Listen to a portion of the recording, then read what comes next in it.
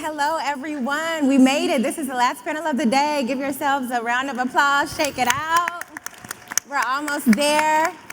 I am so delighted to be having this conversation. No pressure. We're after Bishop T.D. Jakes. Hopefully he left some anointing on the stage to be with us. And I am so excited to have this conversation with such a diverse group of talent, because I think that often we are left out of the conversation, specifically relating to tech, and it is absolutely vital that our voices are there and that our talent is there and our minds are there. So thank you all so much for joining us and offering your expertise. Yes, you can clap for them, that's fine. Thank you. I want to talk about AI specifically as a catalyst for economic empowerment. And all of you, just feel free to jump in if there's anything that speaks to you. But how can this technology be specifically tailored to address the unique challenges faced by underserved communities? And if any of you have any successful examples of this or any anecdotes, we would love to hear it. I can definitely start with that. I think one of the things that we do at AI for the People is what we call responsible AI, ethical AI. You've been hearing about that on the stage a lot. And we will go into companies and look at products and think about how can they better serve Black communities. So one of the things that we were involved in last year, 2 years ago, was working with Google Real Tone, which is basically a filter on their phone that makes it easier to recognize Black skin.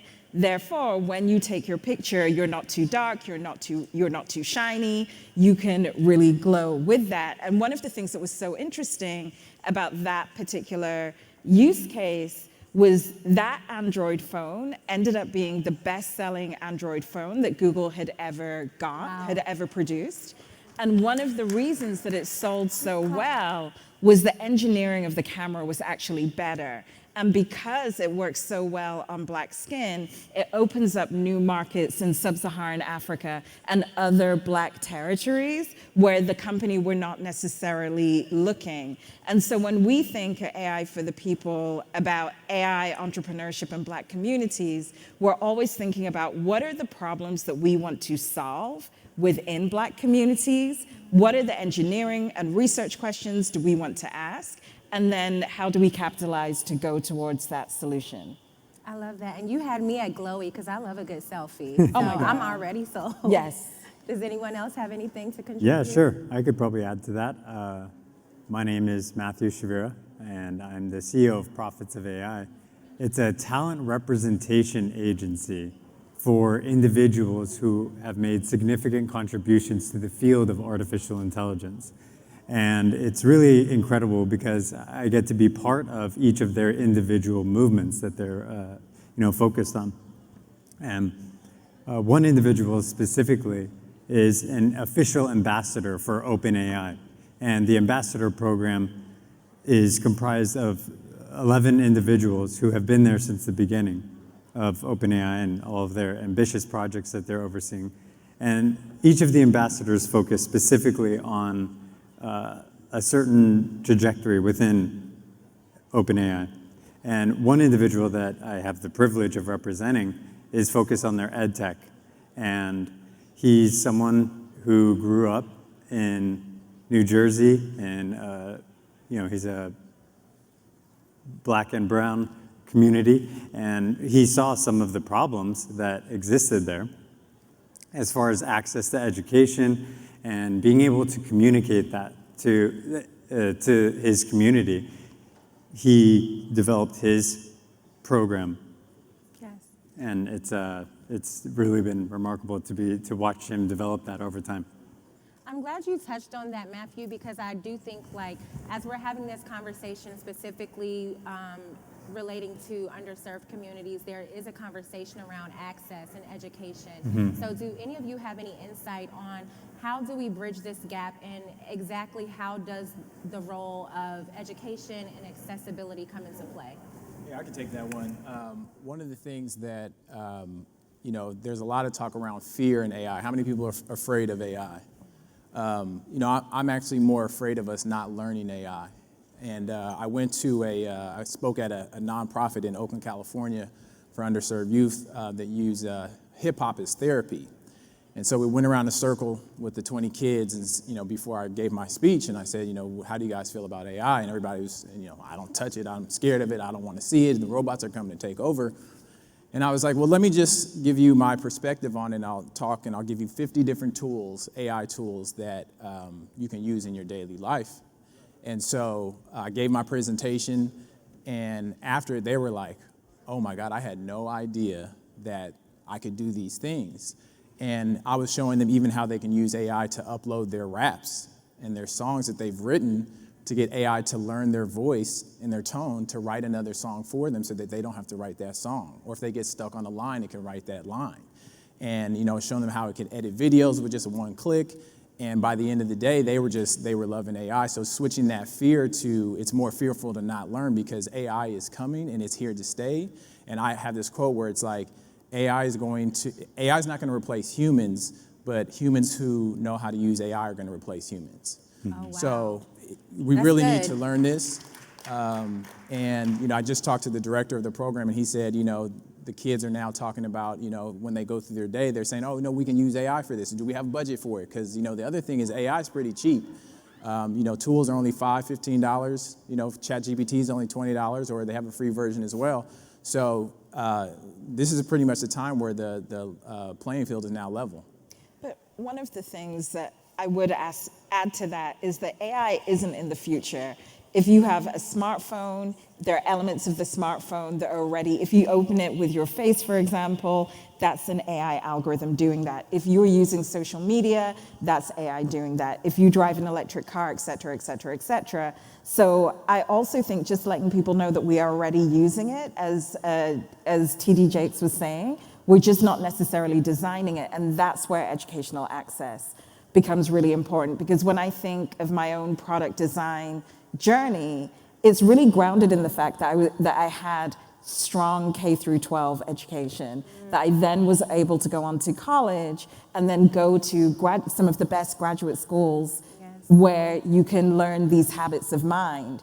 But I think in Black communities, one of the things that's really powerful is that we just have to do things a bit differently. Not everybody is going to Stanford, so I think we need to adopt an each one, teach one. Yes. And as long as you have the intellectual capital, if you have the imagination, then we can also start to design and start to make not just thousands of dollars, but millions of dollars, billions of dollars, and hopefully trillions of dollars of value if we just think about bringing each other in and making sure that we're all in the conversation at the table when these products are being made and decisions are being made. Yeah, I'm monitoring it differently. I just look at my 10-year-old daughter and see how she's using it, right? Because you guys are all the experts, right? I was telling y'all in the back, and as a journalist, I'm enjoying the education of artificial intelligence. I'm enjoying to see where it's going. A lot of times I think we can get so caught up in trying to predict things instead of sitting down, studying it, watching it, learning it, and then kind of maneuvering. So I'm watching to see how my 10-year-old uses it. I was able to go to Amazon in Seattle. They flew a bunch of journalists out there to see what's behind the scenes at their research and development, to see what the big companies are doing with it. And there's a whole bunch of lanes that I think AI is going and artificial intelligence is going to be masterful at, right? Translation, call centers, again, content. But right now, I think I'm just kind of enjoying the process of it because there's so much information out there, and tomorrow is going to be different. Looking at where it is right now, looking at how the young people are using it, because they're the ones who are going to dictate this, right? As you become an adult, you get stubborn. We're stuck in our ways, right? We don't change. Kids are adapting like that. So I think I'm just kind of enjoying the education process. The one thing I will say is that the underlying engineering is the same. Yeah.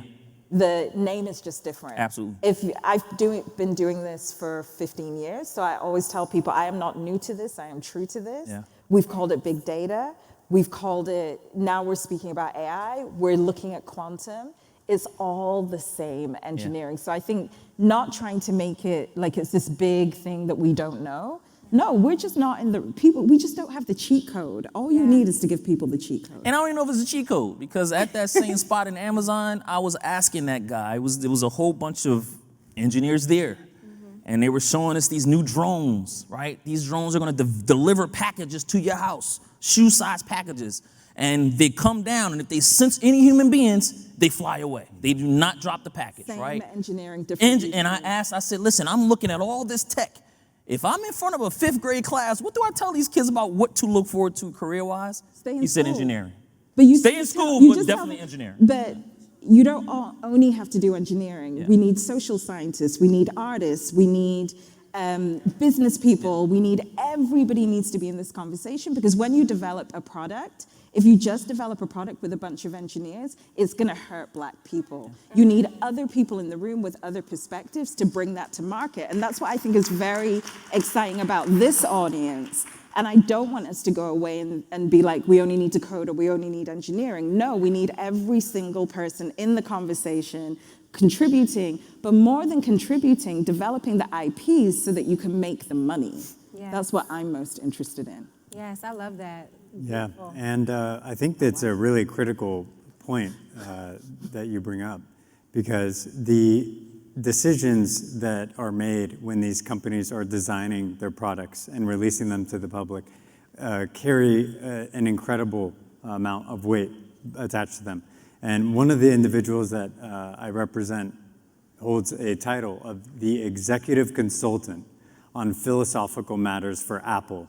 So anytime Apple is considering, developing or releasing a product or integrating it, they consult and they make sure that this product is something that's going to follow all of these Yep. long-standing and newly developed ethical guidelines. Yeah. And I think this conversation that you touched on about making sure that we're in the rooms, that we all have a seat at the table, and Bishop Jake spoke a little bit about this earlier, Black women are the fastest growing group of entrepreneurs. And I do think, though, that while that's amazing, there are still these very specific challenges that we face, and also, other entrepreneurs of color, anyone from underserved communities. So I would really love to know from any of you, how can we use AI as a tool to leverage more opportunities, to make it a little bit easier for us? And also, what does that support look like for us? What do we need to succeed? Somebody said, yeah, I know that's I right. can start on that. The way I look at AI is that it is your universal personal intern. It is super smart. I love that. And it's free, right? Right. Sometimes you can pay a little bit of money for some more features, but the basics of it is free. Right. So if you have something so smart that's free, the possibilities are endless. I had a friend of mine who I went to school with, high school with. I developed this little course on how to create an avatar. And because everybody kept asking me, so I said, let me put it together in the course. And she hit me up about 3 weeks later, and she said, do you know I've started a business creating avatars off of your course? Wow. And I'm like, you need to pay me some money for that. Yeah. I need a cut of Run my that. royalties. But there are so many opportunities to make money in AI. And the other thing I'll give you as a tip in terms of using AI is that the way I use it is like anytime that I'm stuck in my day and there's something that I don't want to do, that I don't know how to do, it's just getting too complicated, I always think about how can AI help? So for example, I might be writing an email and I'm like, I just don't feel like writing it. I'll go to ChatGPT, can you write an email introducing this person to this person? Boom, it's done.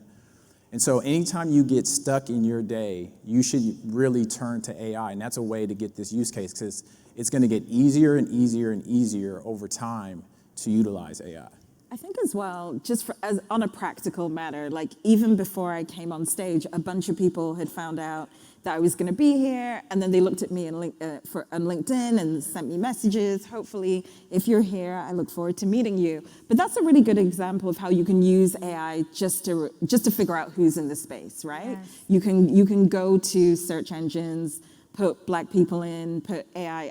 I was at a panel this last week, and apparently if you put my name into ChatGTP, or if you say AI ethicist in ChatGTP, I come up, and Bard as well. So discoverability. I think another way, though, that we can get access is to go back to what I just said previously. Think about a problem that you don't want to solve yourself and then design towards it. You are already thinking like an AI engineer. And that's the way that you can kind of get towards the business.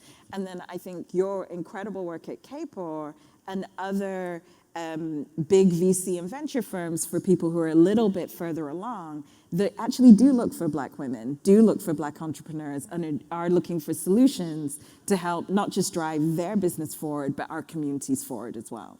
Yeah, piggyback off of that. I mean, when I get pitched on companies, or they've had this amazing AI idea, they'll send me this pitch about all.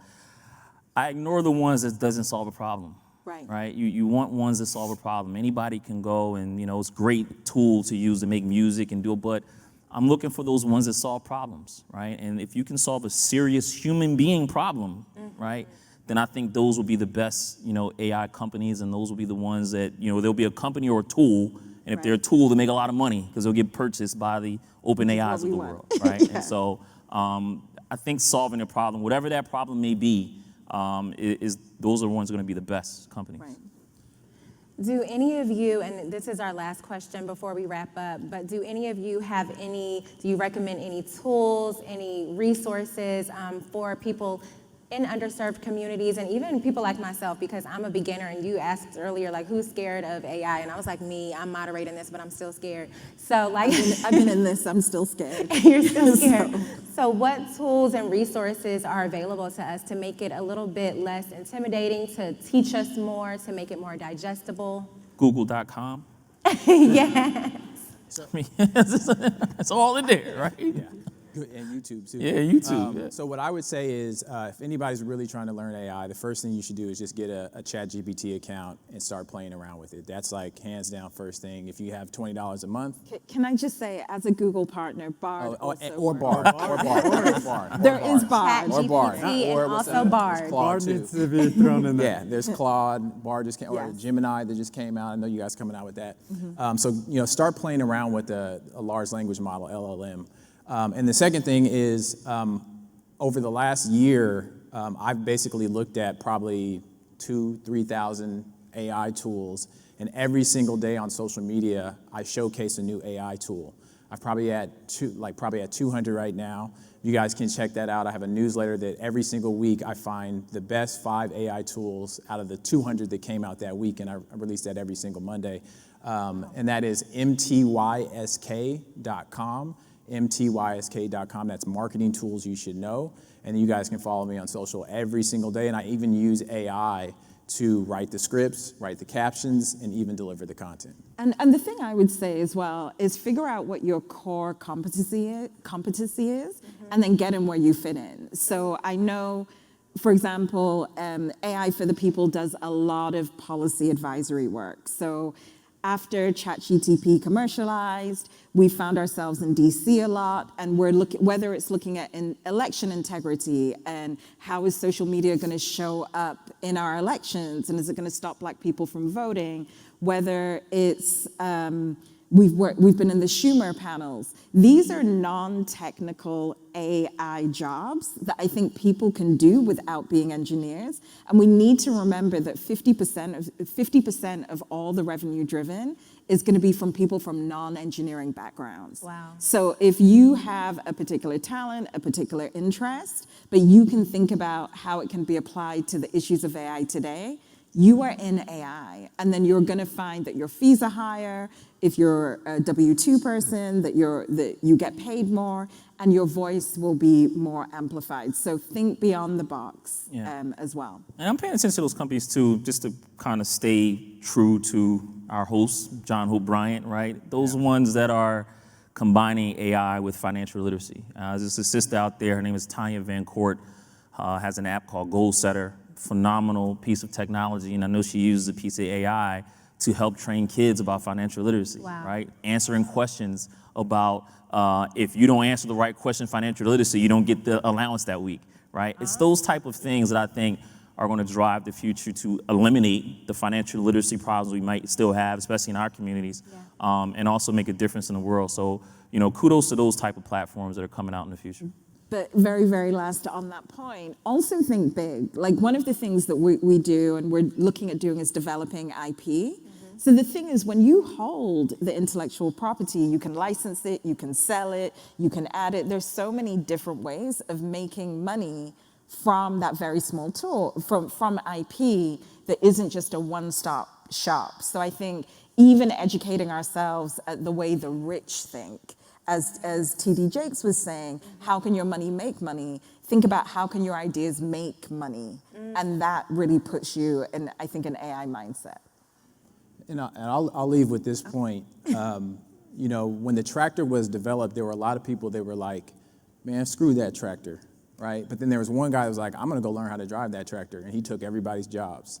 And that's what AI is. It's time to go learn how to drive the tractor, because it's coming for us. Yeah, and on that point, wow.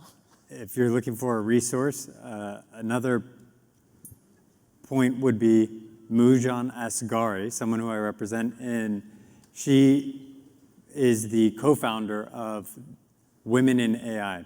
It's an organization dedicated towards facilitating more women to join the fields, STEM fields, that have been traditionally male-dominated in the past, and enabling them to just communicate about it more, find careers in it, career placement opportunities. It's really a remarkable organization, and it's really blowing up right now. Amazing. Thank you all so much. Thank you all for your expertise. I learned a lot. I hope you all learned a lot. And thanks for staying and hanging out with us, and enjoy the rest of your day. Thank you.